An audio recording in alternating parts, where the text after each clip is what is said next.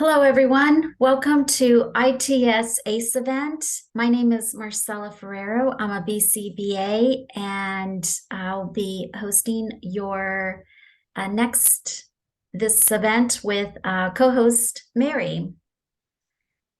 Hi, I'm also a BCBA. I've been with it for maybe since 2021, and I also accrued my hours at it. Oh, right. Yes, I accrued my hours with I.T.S, and we are really happy to share with you everything that we learned and who we are. So let's just get right into it. I'm going to share my screen. And our slideshow. Okay, again, welcome to I.T.S. ACE event, the nuts and bolts of fieldwork supervision for supervisors. I.T.S. Supervision ACE event. Let me just let you know a little bit about Insight Therapeutic Services. It was founded by Jennifer Martin over 15 years ago when she opened a counseling business. And since then, it has grown exponentially. It now offers ABA therapy and supervision, which is why we're here. And most recently, it's become an ACE provider. So there is the email, ITS. It's abasupervision.com. I love how that turned out. And if you have any questions or you need information from our slides show, please give her an email. Okay, just for an overview of best practice, of course, our code of ethics is so important. We want to start here. Supervisors are cultural, ethical, and professional. This is really important to make sure that we are ensuring that candidates get the diversity and depth of training needed to be excellent supervisors, prepared and fluent in ABA services. And also, as our code of ethics shows us, that we need to ensure that we are practicing unbiased skills and demonstrating this for our trainees. Also, another best practice is showing our trainees that we are collaborating with behavior analysts and other professions. This is really important. An interesting point that I always liked was studying under the Code of Ethics, the 2016 Code of Ethics. It had 6.01 that shows that behavior analysts, above all other professions, are behavior analysts. So we follow our ethics code, and we follow our practices, such as ensuring that everything is scientific and evidence-based. And in the 2022 Code of Ethics, they removed that only because it was hard to enforce, but it is in the introduction. So it's still something that we can model for our trainees when working with other professionals. And of course, the soft skills, such as professionalism and communication and being open to others' thoughts and ideas. And last is, of course, adhering to the ethics code and modeling that, sharing the priceless Bailey and Birch book with our trainees on a regular basis. Okay, so just diving in, the roles of a supervisor are three. One is, the first one, supervisor, is two-pronged. We could be fieldwork supervisors, which again is the reason why we are here, to show how to provide quality supervision and the nuts and bolts of supervision. But Also, a supervisor could be a supervisor for BCABAs and RBTs that are maintaining certification. Loosely, this could be supervisors in a work field, working in a clinic, working together, providing ABA services. And the other two mostly are with RBTs, and that's a trainer who is providing the 40-hour training to an RBT. A lot of that nowadays is on webinars, but RBT candidates can work hand in hand with a supervisor on that, a trainer. And the third one there is assessor, assessing the RBT and the competency assessment. So a supervisor also provides a variety of things like timing, documentation, content and structure of supervision, and practice of those engaging in ongoing practice of behavior analysis, or the accrual of experience hours. We also have to consider jurisdiction, and that might be a little bit off topic actually, but the BACB currently accepts certification applications from candidates who reside in the US, in Canada, Australia, or the United Kingdom. Yeah, I think that's a good point, Mary, because if a supervisor gets a call, because we are listed in the BACB website and can be contacted, like a code call, we could get contacted by trainees looking for supervision. That probably should be a question, where is your residence? I actually work with somebody in Asia, but her permanent residence is in Hawaii, so that's important to know. Yes. All right. Next.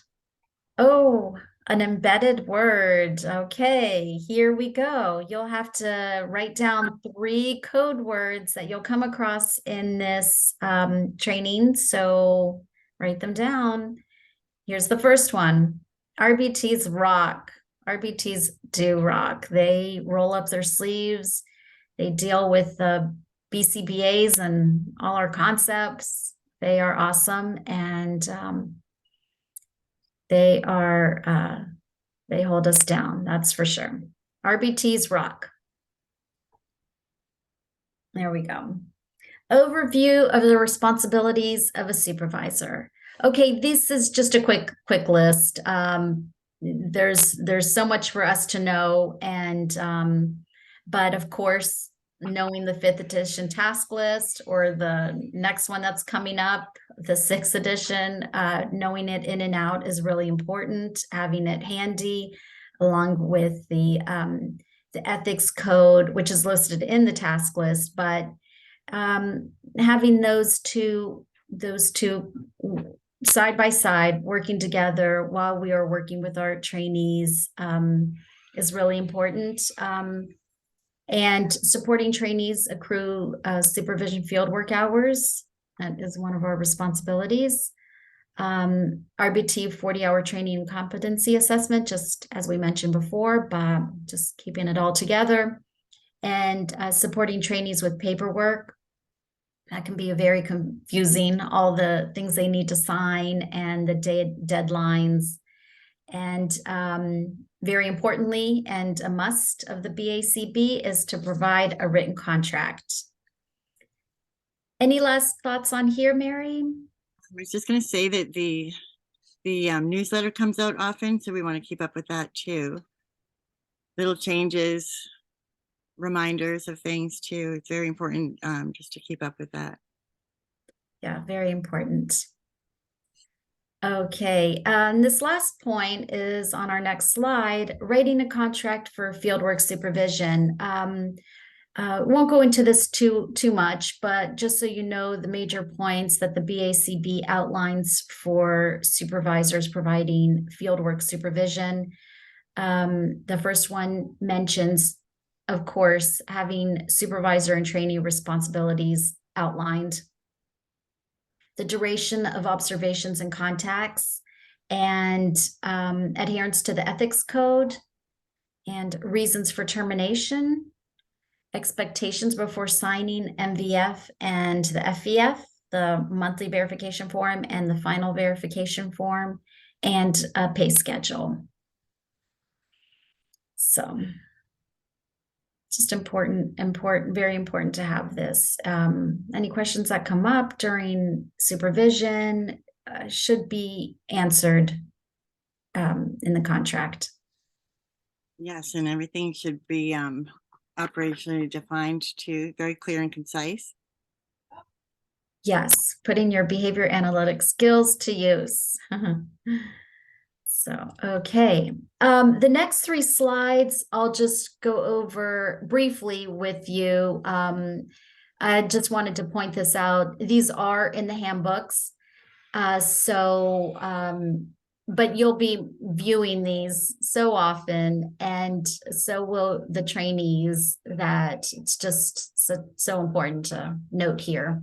And all these points we will go in detail in our later slides. So this is the requirements for fieldwork supervision for BCBA before they can sit for an exam. These are the requirements of a BCABA in the BCABA handbook. You can see their fieldwork hours are different.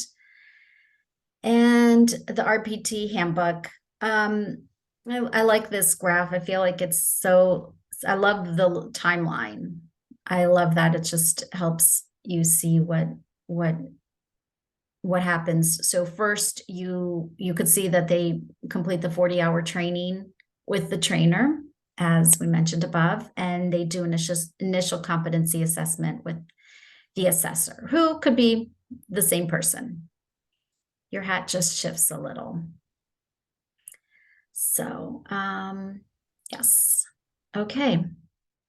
So now going into each point that is on the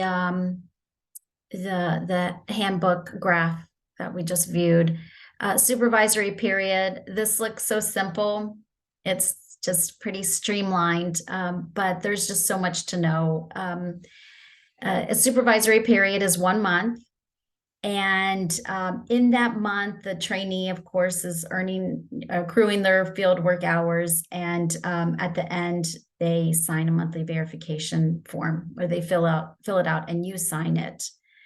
And you'll see the hours that they accrued, and you have to have certain information on it, like your BACB ID number. So that's supervisory period. And for the monthly verification form, you pull up your ID number right when you start your hours, right when you apply, and having it, because you need it on the MVF form. And there's also a way to digitally sign it too for us, for the trainee. There's certain, just a regulation. I think it allows certain ones for signature. Yeah, that's right. And all that's outlined in the handbook, the digital signatures that are accepted. So, okay. Oh, wow. And another embedded code so soon. Here we go. Let's see. Supervision. That's what we do. Supervision. So write it down. Yes, take note. That was your second embedded word. All righty. Okay, so total fieldwork hours and hours per supervisory period. All right, so here we can see that there's 2 pathways, supervision and concentrated supervision. And the first set of hours is for the BCABA, and the second set is for the BCBA trainees. And this is what they have to accrue before they can sit for the exam. And every month has a minimum of 20 hours or a max of 30 hours.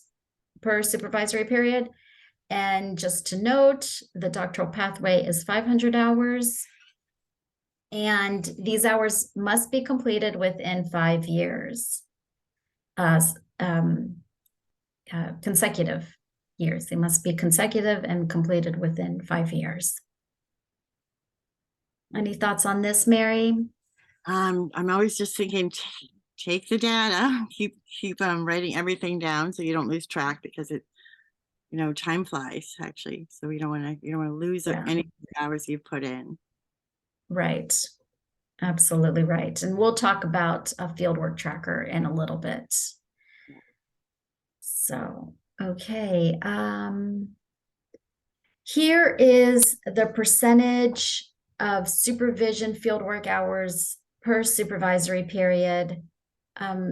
So every month, the total number of hours that a trainee accrues is multiplied by 5 or 10%. And that is the number of hours that they must spend with their supervisor, or that you will be providing supervision with them. So, and just a note here, this is a really important time between you and the trainee. You're working on their field work experiences, you're viewing their work, you're assessing them.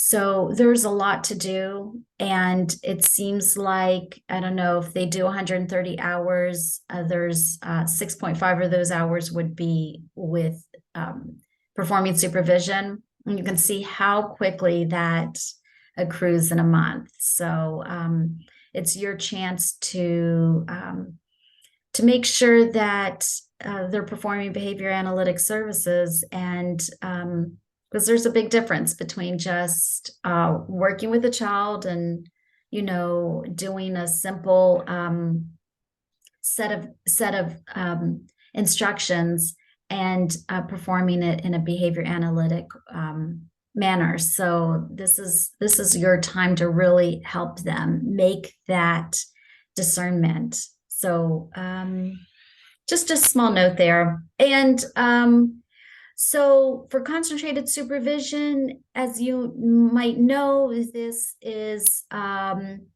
faster way to accrue your hours. But on the monthly verification form, the trainee will still put 130 hours, but you do the math on a personal tracker and you keep track of that. Mary, you have a lot of experience with that. It can be confusing. It can be very confusing. So I would definitely keep a manual log, no matter, even because it's not going to say it anywhere else. You have to. I checked mine weekly, actually, just because I loved the countdown of my hours, but definitely go over it with your supervisor, with your trainee, and definitely have them document it to calculate, because you don't want to do, nobody wants to do more hours than they need to. And on the other end of that is, at a concentrated level, you'll be getting done quicker. So you could count, have the countdown celebration for yourself too, count down the weeks, count down the months. Yeah, and that's nice. That's so, whenever I tell a trainee how many hours they've accrued so far, they are so excited. So it's really exciting. It's almost a reinforcement at the end of the month. So thinking that it's a reinforcement, and it keeps them invested, right, too? Yes. Yeah. Right. Okay. So our next slide, unrestricted hours. This is a big one. Always big discussions and questions are surround this topic. So we're going to review this a bit more, but just to outline quickly here, 60% of overall supervision hours needs to be unrestricted. So that means that a month during the fieldwork supervision, a trainee does not need to perform unrestricted hours. That's that's allowed and that's okay. But as supervisors, we highly recommend that trainees perform unrestricted activities on a monthly basis. I think it's just something that I think all the supervisors at I.T.S. we kind of all feel the same ways, because I mean, there's a reason why the BACB emphasizes unrestricted hours. It's the crux of what behavior analysts do. If you're working with a student, and we'll review that, but there are multiple clients throughout the supervision, there should be unrestricted hours. There should be observations, analyzing data, writing skill acquisition programs, etc. So it's something that should be done. If not 60%, there should be some sort of some max hours or minimum hours, I should say.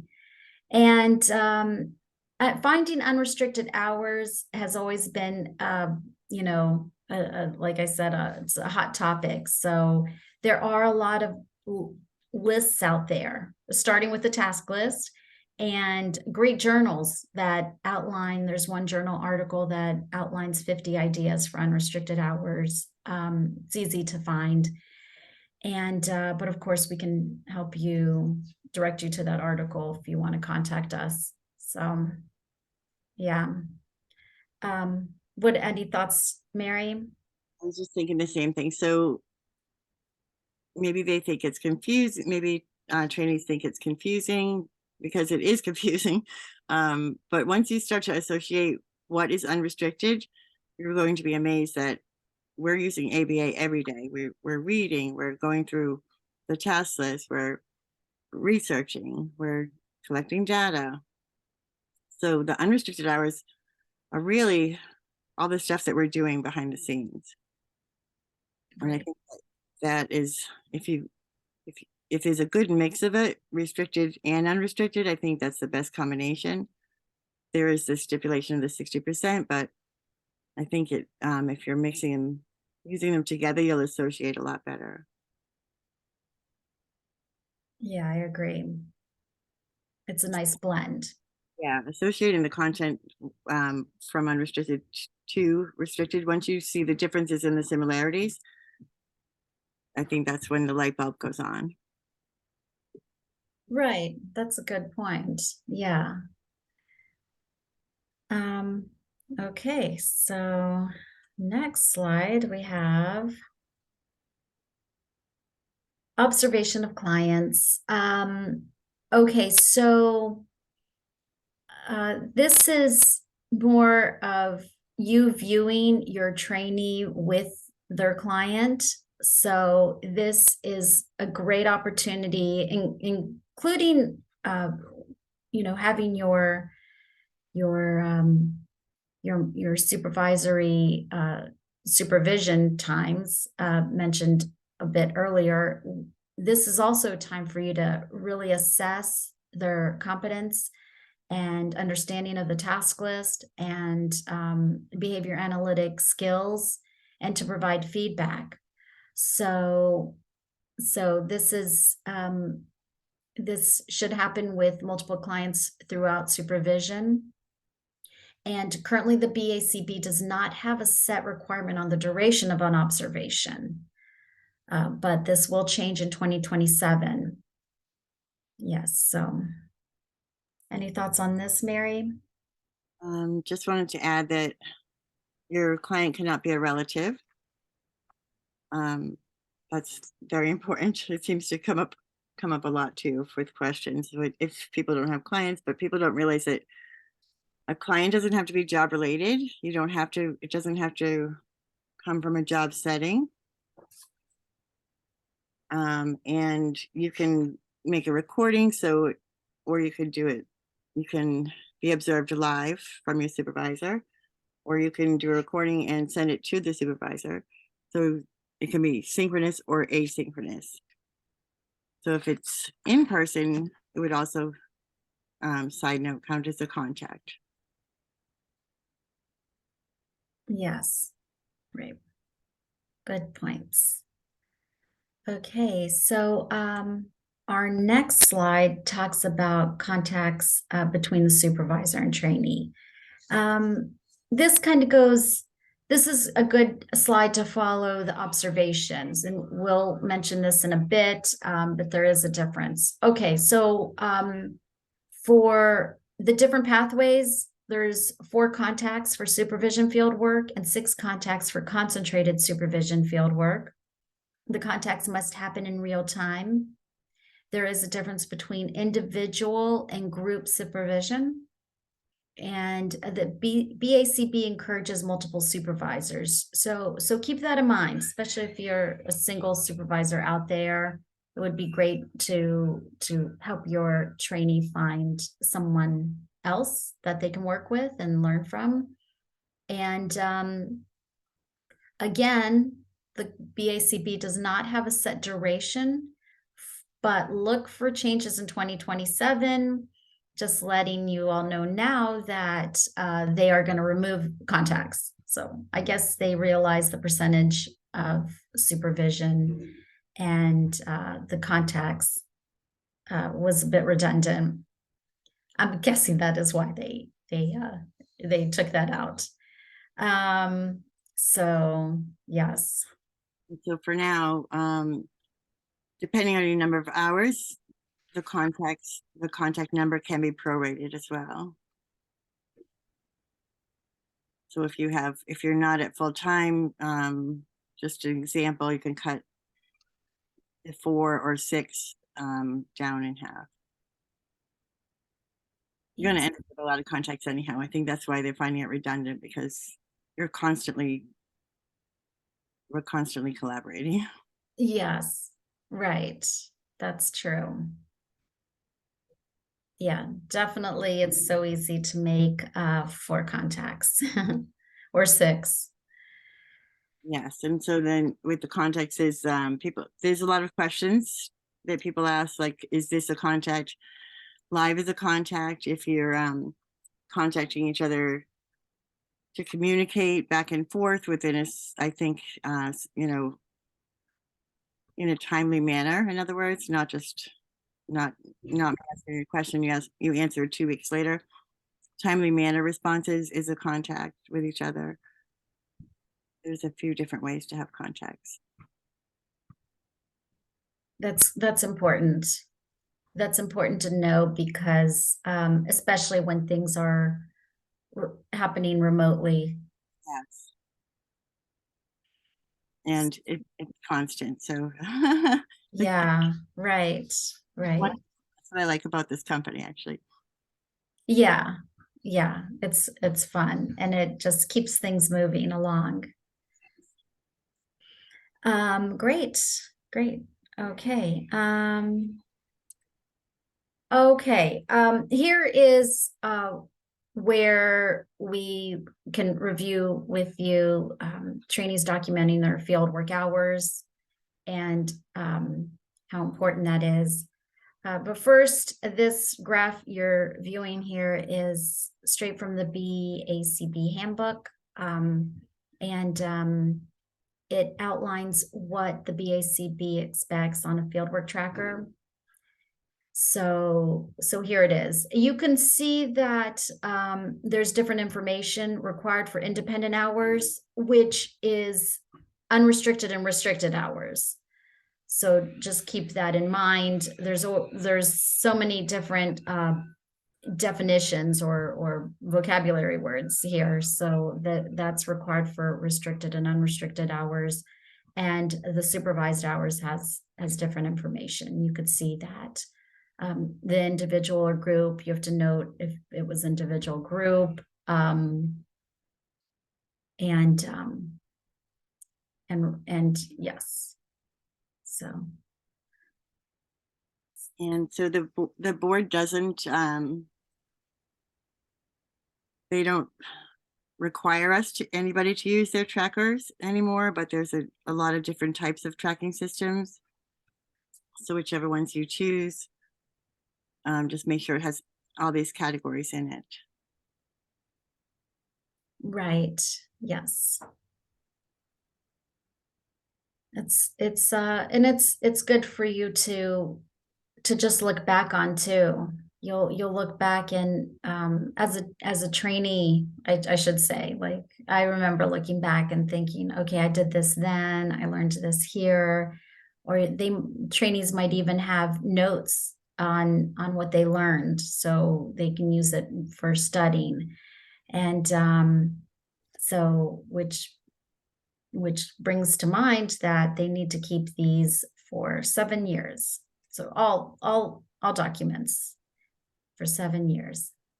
Just gonna say that. And if there's any changes in your hours, that'll reflect in your tracker. So even I would even try and have a section where I note that if I took a month off, if I had less hours that month than I would typically had the month before, I definitely make a little note of maybe even why, so that if you in 7 years, or if somebody asked you, you could refer right back to it and know and remember what happened or why you changed. You had classes, you had life.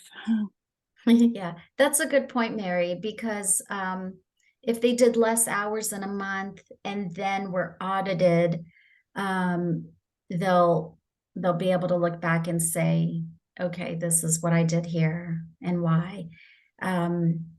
So so one of the things that you would probably add to your fieldwork tracker for that supervisory period is how many hours you Yeah. accrued that month, because your supervision hours would be less,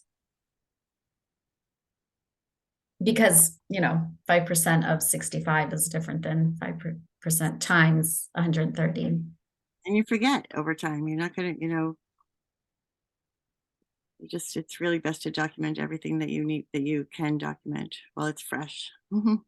Right, right. Okay, so moving along. Okay, so here is where we revisit unrestricted hours, just so we can clarify some ideas. There's always so many questions surrounding this and unrestricted hours. So we're going to just compare the two. Okay, so differentiating between the types of hours. Mary, I'll go over the restricted. So restricted, these types of hours include activities that are directly delivered to the clients. So that looks like a trainee at a tabletop with their client, performing a evidence-based procedures such as match to sample, using a skill acquisition program directly with the trainee client, or implementing a behavior procedure. So that is restricted hours. Anything that's directly performed with their client. And I do see how it could be confusing. And so this is a topic that's brought up almost weekly, actually, because while you're doing something, implementing something as restricted, you're actually designing it, observing, collecting data, creating, like operationally defining behaviors. You're creating different BIPs and FBAs. There's just so much things that you're doing that it just seems like it's all the same sometimes, because you're just going from one thing to the other all day long. But once you get a good running list going of what you've done on your tracker, it gives you a much clearer distinction. Right. Yeah, it does. It does. And the task list itself is provides so many ideas. And Yes, there's thousands of ideas for unrestricted. Yeah. Honestly. And we have our groups too. That's all unrestricted. We work on projects, we work on graphs, and we have a graphing room, we have a BIP room, we have an FBA room. There's a BIP 101 and a 201. So different supervisors run these groups, and they all associate with each other, but they're all unrestricted. And then you have all the, I'm not going to call it homework, but research opportunities to dig further into the rabbit holes, which is also unrestricted. And then it associates back to what the project is, and it's just a continuous circle. It works out wonderfully, I think, especially once the light bulbs start going off and people are saying, now I see where that fits. Yeah, Mary heads a lot of the groups at I.T.S, and they are super popular. Yeah, there's so much that's offered in different areas, so it just covers a lot. A lot of the BCBAs work on other areas. So just as you can see, there's even OBM, like that's such a cool topic. And yeah, it's a lot of fun. It's a lot of fun, and it keeps the momentum going. Yes, and it's Need more great. momentum. Yes, and it keeps the network growing, right? Right. Yeah. And if they're lasting relationships, they're going to be in ABA together, Right. And Yeah, and that's so important, and even to mention, because we have that like as a one of our last points for you. So we'll talk about that. So on the next slide, this is something that I created that I go over with my trainees, and provide unrestricted hours as well as contacts. So I'll just explain this a little bit.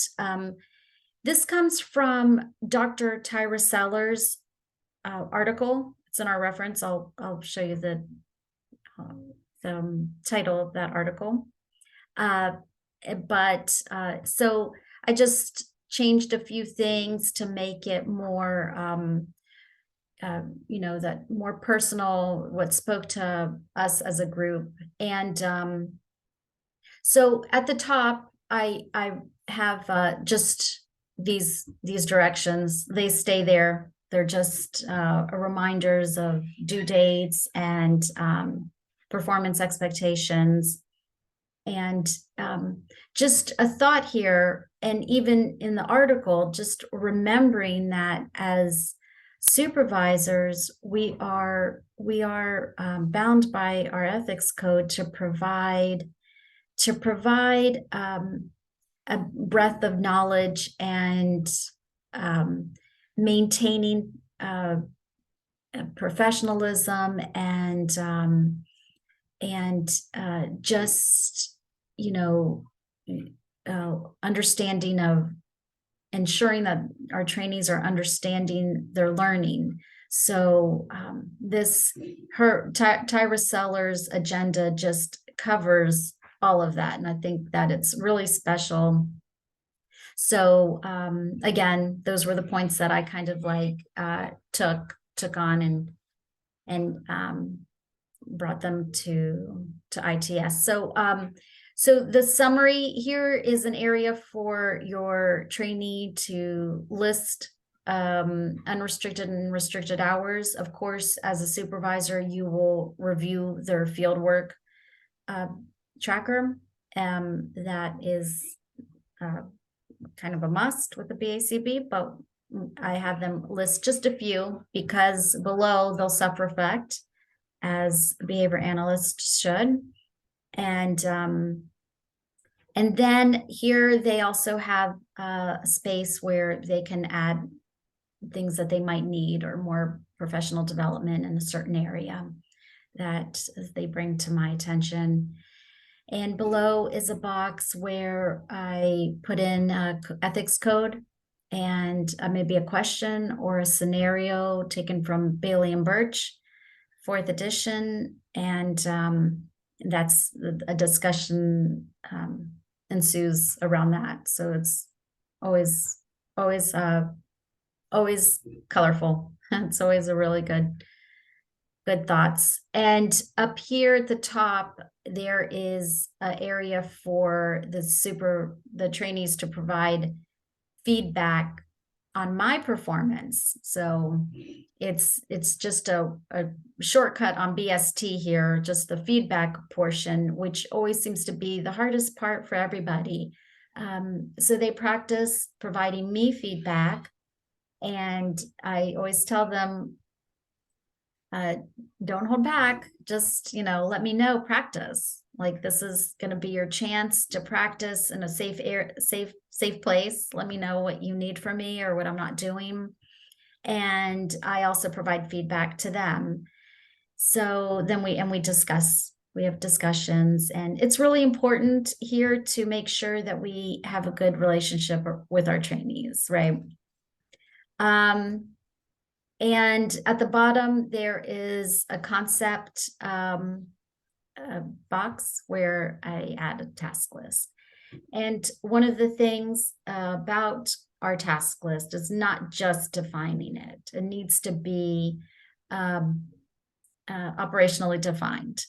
Again, using that term that Mary spoke of, because that's how our concepts work. We have to show examples and non-examples, and what other concepts are associated with that concept, such as concurrent schedule and matching law, and then there's also DRA. So all of those are connected, and it's really important to bring all that in, and that's what this little box kind of offers. So yes, so that's the supervision agenda. So they get unrestricted time for all the work then that they're doing here, and then it acts as a contact. So when they submit it, and we have a discussion about the different topics here. I love that. I love the feedback discussion, actually. I love the whole thing, but the feedback is so important for people who they're not used to feedback. They're not used to giving it or getting it. And it can be aversive at times. So I think this is a fabulous way to practice that. So I think it's important to practice that, practice the skills of receiving it and giving it.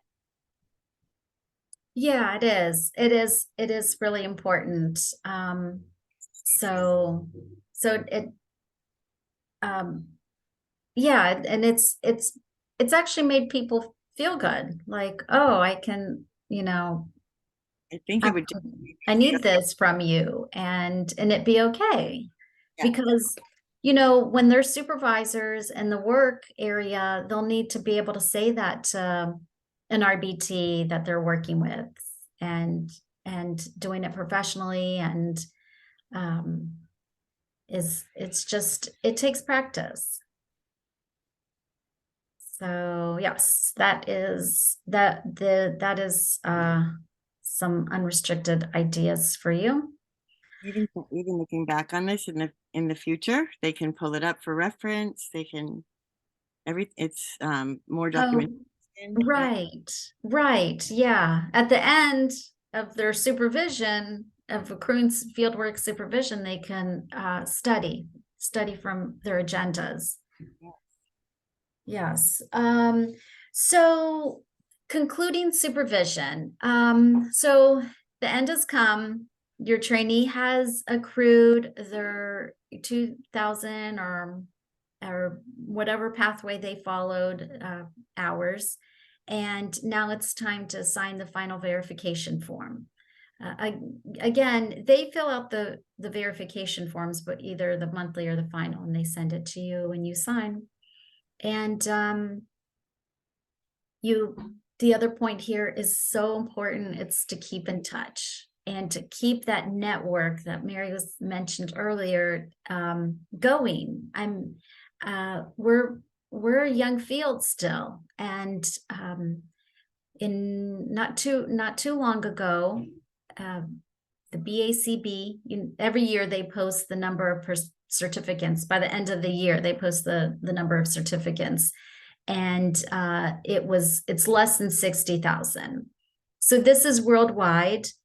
Most of the certificates are in the United States, but but so it's pretty thin. We're not around a lot, and this just keeps us growing and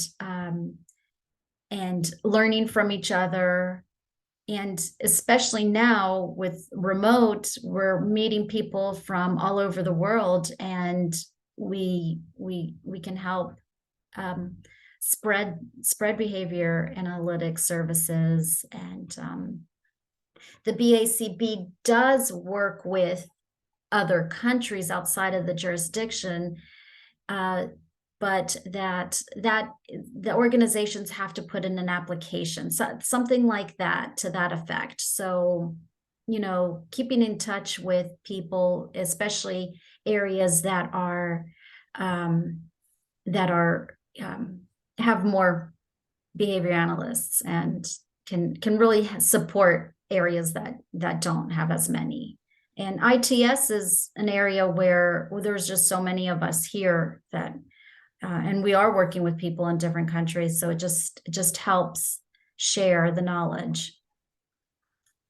Yes. And the last point, acting as a consulting BCBA for new behavior analysts supervising fieldwork hours. So this last point is if you are a BCBA and in your first year of being a BCBA and you decide to supervise fieldwork hours, this is specific to just fieldwork hours. If you're supervising fieldwork hours, then you'll need a consulting BCBA who has been a BCBA for over 5 hours. So you could be that for your trainee who's now a BCBA.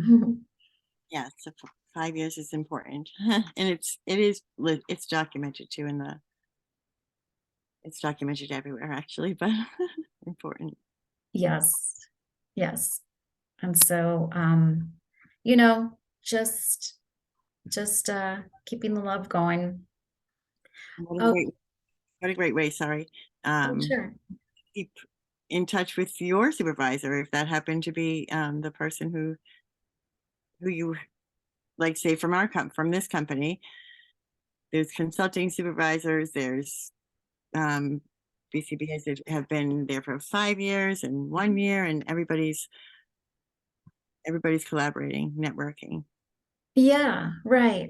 I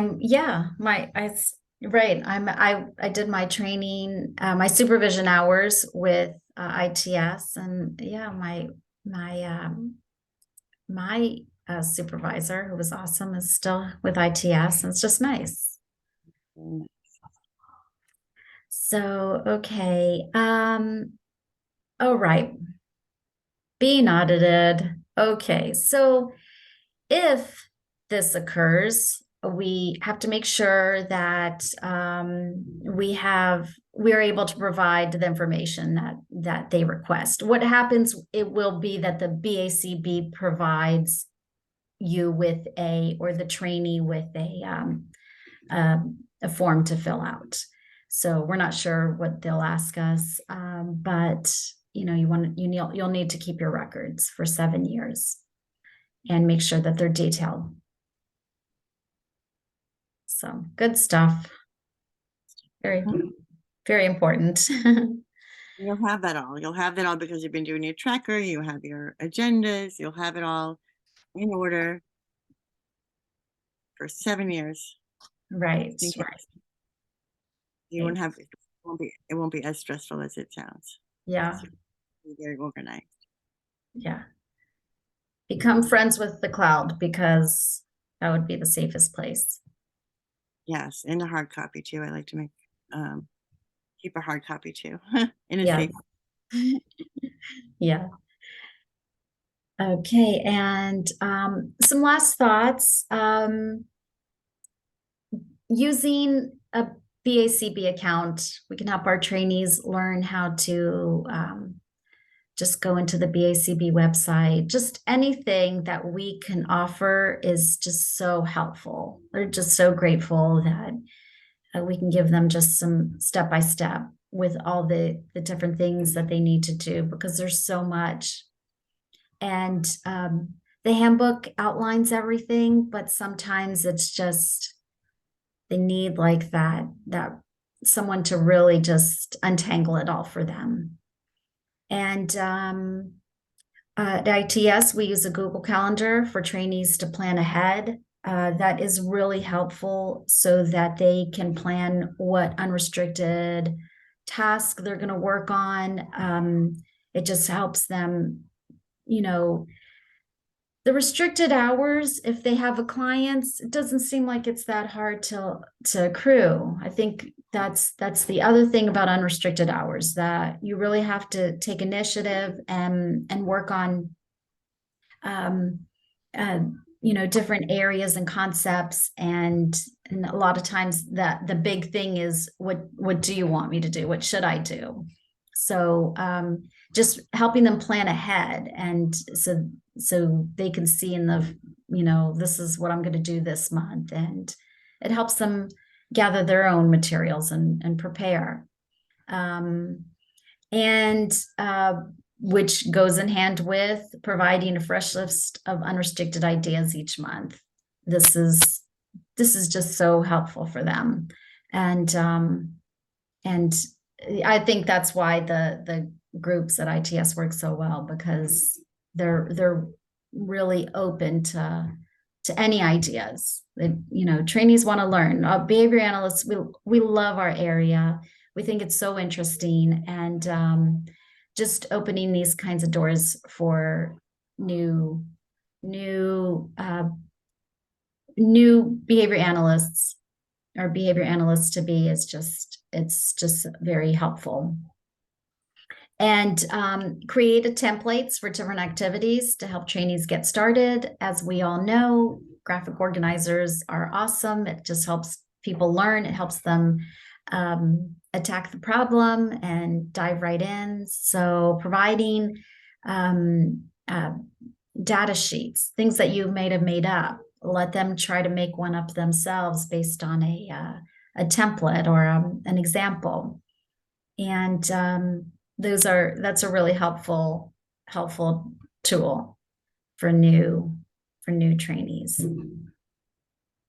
Yeah. Do you have any ideas, Mary? I was just going to say, for the templates, yes, keep a running list of different types of templates that you have, so that in the moment when someone needs it, you'll have immediate access to it.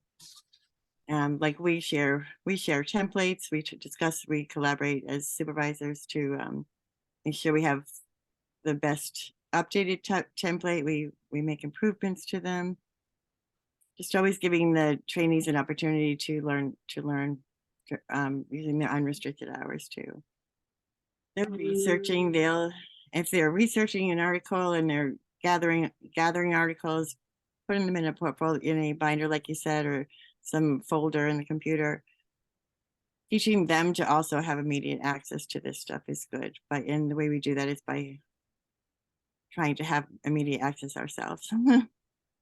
Yeah, that's so important.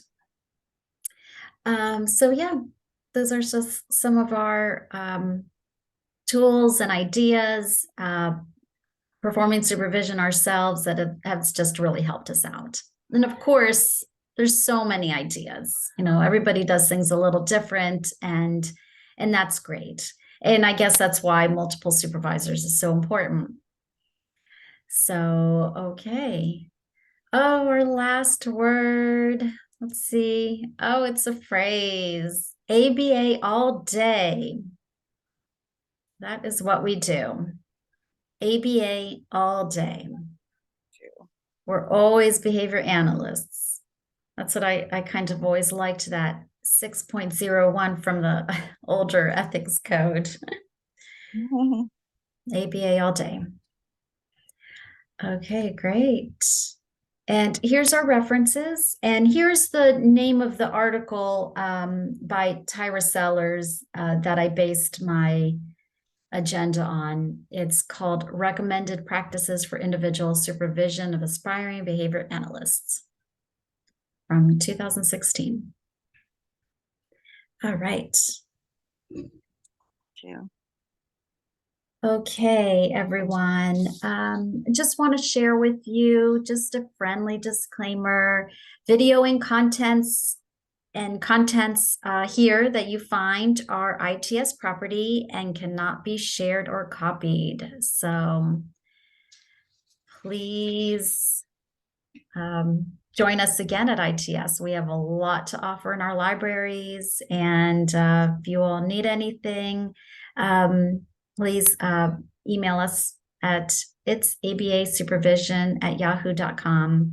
Jennifer Martin is at the helm and always ready and very happy to answer all your questions. So we want to thank you again for joining I.T.S. ACE event. If you have a chance, come check out what else is in our library, and you'll earn 1 CEU for this event. And we hope to see you again.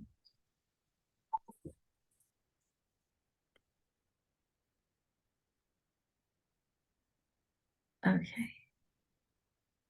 Thanks, Mary. Oh, yes, thank you. It was fun.